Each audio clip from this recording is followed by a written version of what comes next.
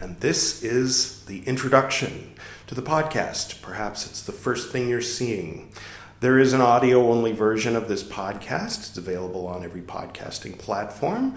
For this one, rather than hearing it only, you may wish to go to the YouTube channel, Buddhist Books Podcast, and watch the introduction. Okay, this will be in 3 parts. First, introducing the introduction. Second, introducing myself. And third, we'll dive in a bit into the podcast and how you can navigate it. So, first, the introduction to the introduction. I started Buddhist Books Podcast in December of 2021. And then in March of 2022, I recorded an introduction just to kind of let people know what it was. Then a year later, March of 2023, I thought, hey, there's a lot that's been going on in the past year on Buddhist Books Podcast. I should re-record the introduction. And now it's March of 2024. And once again, a lot has happened in the past year. And so I thought I should update the introduction. So that's what this is. Moving on to part 2, introducing myself. I am a student of Buddhism, not a teacher. So I'm introducing myself just so you know who this is that's talking to you, who's sitting in front of you. I will, on this podcast, be reading aloud the scriptures. That's where the authority of Buddhism is in the scriptures that happen to be coming through my mouth, but don't mistake me for any kind of authority on this subject. I am learning at the same time that you're learning. Perhaps you are much further ahead on your journey than I am. Basically, my dad, that's my dad with me, he was a self-identified Buddhist, and he raised me with a practice that could be termed a form of Tibetan yoga. A chanting exercise with certain kinds of breathing and chanting and bells ringing and things like that. I only know the name of his teacher and the name of his teacher's teacher. I don't know exactly what the lineage is, but it resembles Nyingma, I think. So enough about that. My dad passed away when I was 15, and then I was kind of on my own journey. Later in life, I kind of fell in love with Dogen. I'm speaking quickly so people don't get bored and click away. I hope you don't mind. I read all of Shobogenzo, the Zen master's commentaries on everything in Buddhism that he could think to give a lecture about, and someone was writing it all down. And one thing he was a stickler about was sitting in lotus positions. So I started doing a lot of yoga, eventually became a yoga teacher, specifically so that I could sit in lotus position to meditate properly according to Master Dogen. And then eventually I was in a position in life where I had the opportunity to sell everything, give everything away, and leave California. So I, of course, went to Lumbini, Nepal. There's me in Lumbini, Nepal, to begin my Buddhist journey. And that's the birthplace of the Buddha. And I spent a number of months there and went to Bhutan as well. And then decided to continue my pilgrimage, which of course would take me to Bodh Gaya. So I came into India and I ended up meeting a woman from very close to Bodh Gaya. And that was quite unexpected. And long story short, we were married a year later and we have settled in India, and we're about to celebrate our 6-year anniversary of having met when I arrived in India. Over time, I collected a great deal of Buddhist books, and they sat on the shelf, and then I decided that a good way to motivate myself to read them, and I wanted to read them kind of in order, starting with the oldest and working my way forward. A good way to motivate myself to do that would be to start this thing called Buddhist Books Podcast. And there we've gone full circle, and I've introduced the podcast, introduced myself, or did the introduction to the introduction, introduced myself, and now we can talk about the podcast. So I began with Dhammapada. The first 6 episodes are Dhammapada, and then from 7 through 22 is the Lotus Sutra. I did not finish the Lotus Sutra. Now, generally, if you are, after watching this introduction, if you start with episode 1 and then work your way forward to 215, which is where we are in my present time as I'm speaking to you, you will have a particular kind of experience that kind of mirrors the experience I had in recording it. And that's an option. However, you may not want to take that path, and that's what I'm getting to. After the end of this introduction, you'll have an idea where you might want to jump in the podcast. So I read a bit of Lotus Sutra, and it talked a lot about how, everything that came before, just forget about that. And I thought, I only know Dhammapada. What more is there? And so I discovered the Tipitaka, the three baskets of pre-sectarian early Buddhism. And this is where I can bring in the 6 icons. There used to be 5, now there's 6. So pre-sectarian early Buddhism is over here. This particular image is of the Dharma wheel. Technically, that stone depiction of the Dharma wheel comes from the period of King Ashoka, but I use it here on this podcast to represent pre-sectarian early Buddhism, and I use this image of King Ashoka to represent Theravada. So differentiating between these two, this pre-sectarian early Buddhism is when there was only one Sangha, when it was Lord Buddha, and he was teaching the monks and nuns in the original Sangha in 6th century BC. It's our record of that. And then later, basically you could say from the Third Council onward, the Third Council was under King Ashoka, who popularized Buddhism a great deal, spread it all over what we now call India and much of what we now call Pakistan and other places surrounding India. Then in the 6th century Common Era, so many centuries later, there were a lot of Burmese and Sri Lankan Theravadan monks of the old way, not Mahayana, but Theravada. What's called Hinayana, probably in your history textbook. Hinayana means small vehicle, Mahayana means great vehicle. So it's sort of the equivalent of referring to the Tanakh or the Torah of Judaism as the Old Testament. Like, it's not exactly insulting, it's just in the particular context of Christianity, you would refer to the Tanakh as the Old Testament. But they don't call it that, they call it the Tanakh, right? So, thus, Theravada is what what they call themselves. Hinayana is what the Mahayana Buddhists call them. Does that make sense?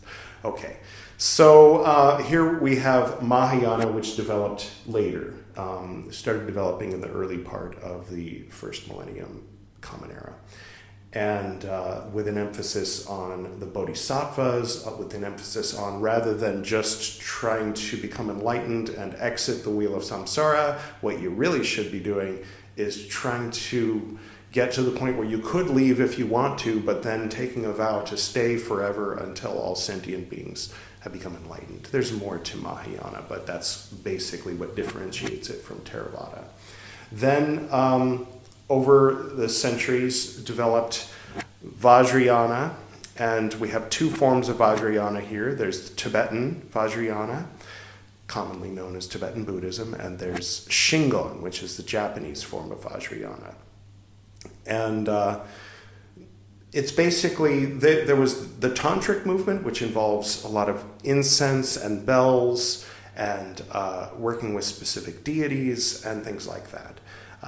That was mixed in and overlaid with and added upon Mahayana.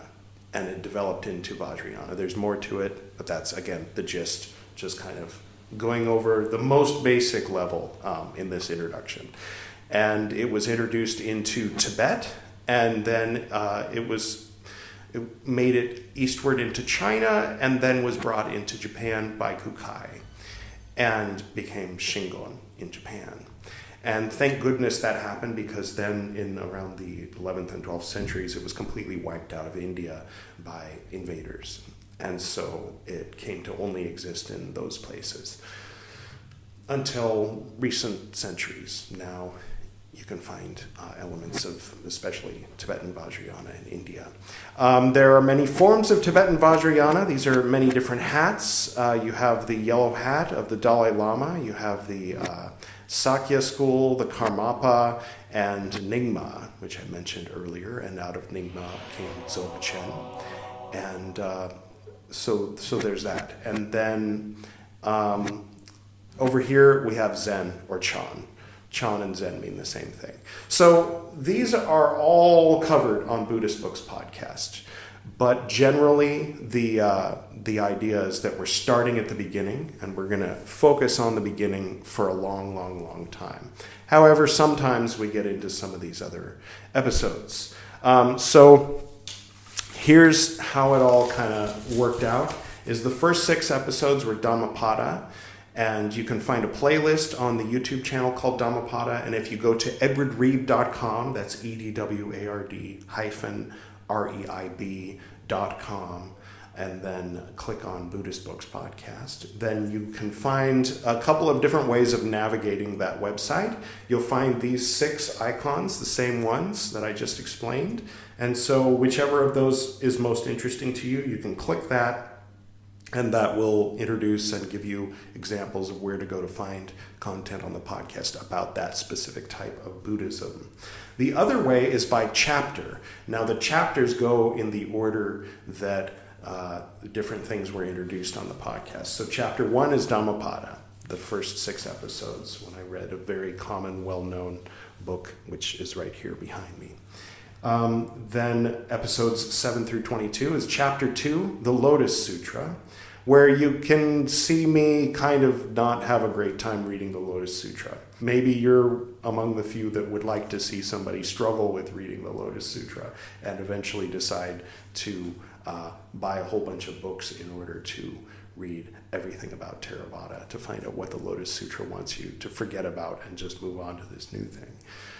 The third chapter was while I was waiting for these books to arrive, I began reading this book on Pali literature in general. So this gives a nice kind of overview about Pali literature and early Buddhism, but it's not a translation of Buddhist scripture, but rather kind of a scholarly look generally at the overall picture of Buddhism and how it fit into Indian history. And so that's chapter 3, and it's the episodes of Buddhist books 23 through 34.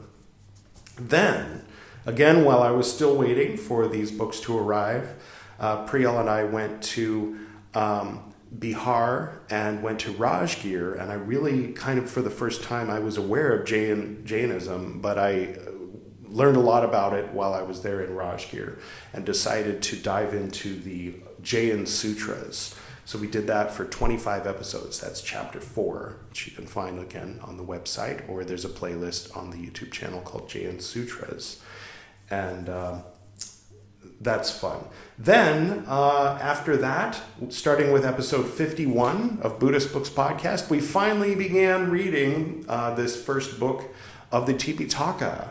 And ever since, that's been 95% of what we've been doing on Buddhist Books Podcast. If you want my recommendation, if you just want to ask me where should I start on my journey on Buddhist Books Podcast, I would say start here with the Tipitaka, episode 1. That's the beginning of the beginning of the beginning of Buddhism. It's not the beginning of the podcast, but it's the beginning of Buddhism. So there you go. Dhammapada is a good read. Tipitaka starts out with a lot of rules. So for like 100, for a lot of episodes, 100 episodes or more, it's all just rules. And so if you want a little taste of Theravadan teachings, then start with Dhammapada. That's the beginning of the Buddhist Books Podcast, and it's this book here somewhere in the middle of the second of the 3 baskets of pre-sectarian early Buddhism. Then, chapter 6 was Padmasambhava. Now, on another podcast, I have several. There's the Esoteric Nerd Podcast episode something rather. We started with the Padmasambhava. I think I just pointed to Padmasambhava playlist. Anyway, the first 2 episodes of the Padmasambhava recitals, The Life and Liberation of Padmasambhava by Yeshe Tsogyal, are on the Esoteric Nerd Podcast. Then I began reciting them every 10 episodes on Buddhist Books Podcast, starting with Buddhist Books Podcast episode 120, and then 130, 140, 150. Every 10 episodes, we'd read some more of the life and liberation of Padmasambhava. So if you're interested in that, again, Padmasambhava, you can find it by clicking the Tibetan Vajrayana icon on the website, or on Chapter 6, Padmasambhava, on the website. Or, again, the Padmasambhava playlist here on the YouTube channel. There's also individual separate podcasts that are audio only that are available on every podcasting platform for each of these, most of these sections. I think even Lotus Sutra has one. Except for Pali Scriptures, I don't think there's one. But Jain Sutras has its own podcast. Tipitaka has its own podcast. Dhammapada has its own podcast, I think. Maybe it doesn't. There's the main one called Buddhist Books Podcast that has everything. There's a Padmasambhava podcast, and there's a Shingon podcast. That's the one that we started most recently, and that's Chapter 7 on the website. It has its own playlist, Shingon. As of now, as I'm speaking to you, there's only one episode there, but every 10 episodes, I'll be reciting from a book about Shingon, the matrix and diamond mandalas in Shingon Buddhism. And that'll be, that was 215, next one will be 225. So every episode that ends in 5 is going to be Shingon. Every episode that ends in 0 is Padmasambhava. And most of the other episodes are pre-sectarian early Buddhism, except for sometimes we do a special episode randomly on one of the 2 or 3 episodes, or 7 or 8. Whenever I decide to do a special episode, we do that. And that includes movie reactions. We reacted to Shanzan, which is a movie about a monk in the 6th century Common Era. He was a Mahayana monk. He came from China and brought back over 600 Mahayana scriptures from Nalanda University in Bihar. And it's a movie about his life, and it's very good. I don't know how many times I've pointed to the corner of the screen. This, I assume, will be my last. That's Shanzan. Other movie reactions include Kundun, the life story of His Holiness the Dalai Lama, directed by Martin Scorsese, buried by Disney at the request of the Prime Minister of China. Anyway, and then a movie called Zen that was made in 2009, and it's about the life of Master Dogen. There's also Tipitaka Rogues Gallery. Okay, so in the beginning of the Tipitaka, the first 3 books, there's a lot of monks and nuns that are named, given specific names, Upananda, Kandakali, different monks and nuns that get into trouble in various ways. So over time, you start to get to know these particular naughty monks and nuns, and based on the mistakes they make that result in Lord Buddha having to establish new rules for them for the Sangha forever. So that's fun. Tipitaka Rogues Gallery is where I introduce all of the characters that we had met up to that point.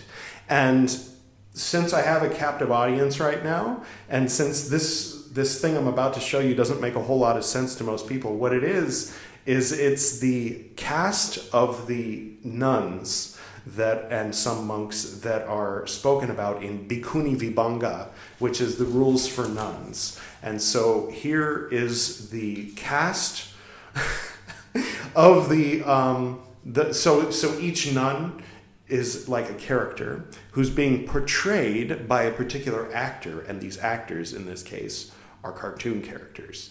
So I'll just let it play, and then we'll come back to me.